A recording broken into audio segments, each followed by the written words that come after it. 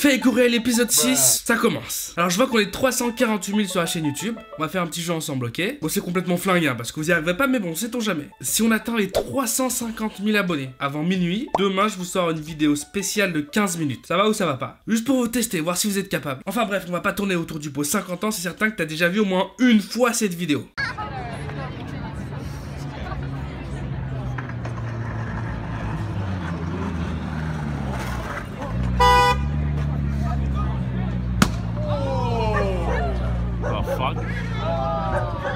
Alors je déconne pas, hein, mais cette vidéo elle a été vue plus de 40 millions de fois, complètement n'importe quoi. Et d'ailleurs elle a été tournée sous un autre angle aussi. Je vous mets la petite synchro hein, parce que je suis un mec sympa. Yeah. Oh snap. Get him! Get him!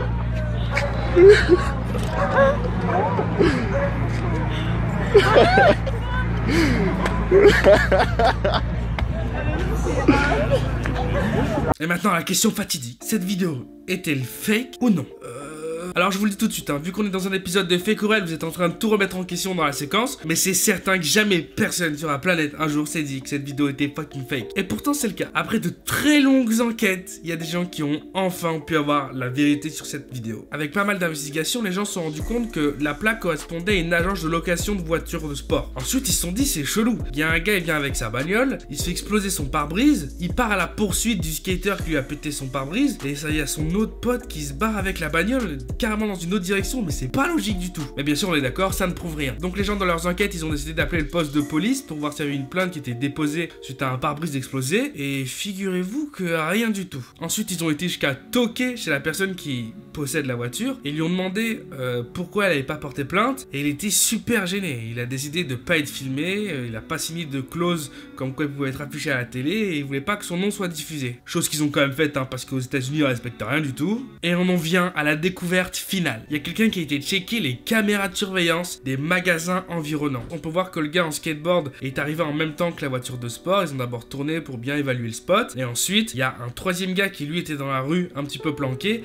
et qui a donné un signal aux skaters et qu'elle pu jouer leur comédie. Donc oui mes amis, la vidéo de la McLaren qui se fait exploser son pare-brise par un skater énervé est montée de toutes pièces pour promouvoir une agence de location de voitures de sport. Incroyable. D'ailleurs on va rester dans les States, et ça c'est une vidéo qui a extrêmement fait parler d'elle. Pourquoi? Eh bien tu vas très vite comprendre si tu l'avais pas vu. We spoke a different language on the plane and now we're getting kicked out. That's insane. Now we're getting kicked out. We're getting kicked out because we spoke a different language. This is 2016. 2016. Look, Delta Airlines are kicking us out because we spoke a different language. Because you spoke a different language. Thank you so much. You guys are racist. I cannot believe my eyes. I cannot believe it. I spoke a word, a different language, and you said you feel uncomfortable? Because I spoke a different language? I can't believe it. I can't believe my eyes. Why are you guys doing that? Because we spoke a different language. That's so like sad. That is so upsetting. And you guys, are you serious? I'm about to cry right now, seriously. Because we said a word in a different language. Le type en question dans la vidéo qui se plaint, c'est un des plus gros youtubeurs au monde, un youtubeur américain, et il a genre 4 millions d'abonnés sur YouTube. Cette vidéo elle a causé beaucoup de problèmes à la compagnie aérienne, surtout par les temps qui courent. Voilà, les polémiques comme ça, c'est vraiment de la très mauvaise pub. Et bien figurez-vous que quelques temps après, on s'est rendu compte que cette vidéo était fake. En fait, pas cette vidéo, mais plutôt cette histoire. Le youtubeur, il a tout simplement voulu faire un buzz. Il avait envie de faire une vidéo qui allait exploser, lui faire gagner plein d'abonnés, qui a d'ailleurs été le cas avec cette fucking vidéo. Et donc, ce qui s'est passé, c'est pas qu'il a commencé à tout simplement parler en arabe avec ses collègues et que les passagers ont décidé de le jeter de l'avion. C'est que justement, il a fait exprès de faire quelque chose pour que les passagers décident de le tèche de l'avion. Il y a une chaîne de télé qui a essayé à récupérer la moitié au moins des passagers qui étaient présents sur ce vol. Ils ont tous témoigné en disant la même chose. Il s'est levé avec ses potes, il a commencé à lever les bras, à pointer du doigt les gens. Et il a crié en arabe de toutes ses forces. Et il criait plein de trucs que les gens ne comprenaient pas. Il était même en train de crier Allahu Akbar, Allahu Akbar. Et on est d'accord qu'il n'y a aucun problème de dire ça. Mais on est aussi d'accord que le crier dans un avion,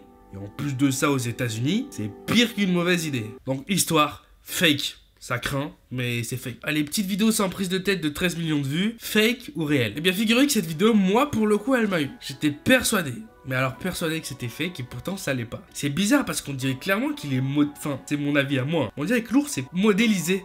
Le reflet est bizarre, il il est incroyable en fait. Et pourtant non, c'est pas du tout un fake, hein, parce que la vidéo originale en fait c'était que cette séquence où le gars se faisait entre guillemets poursuivre. Et en fait il a dû re-upload la vidéo entière parce que tout le monde disait que c'était un putain de fake. Et on voit bien que c'est pas un fake hein, sur la vidéo originale entière. Allez, petite dernière parce que je suis chaud. Fake ou réel?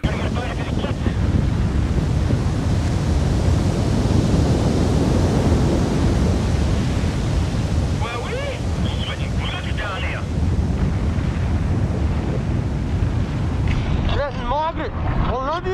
I'm on top of the world.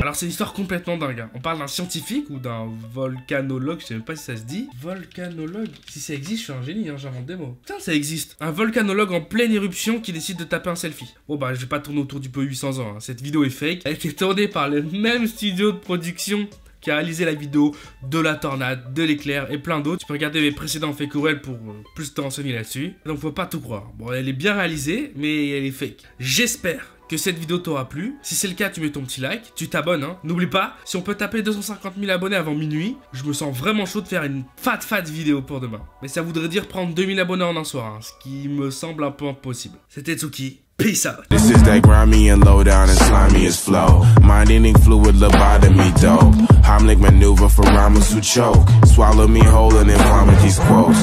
I'm in the yoke of the quality folk. Profiting those for the poverty broke.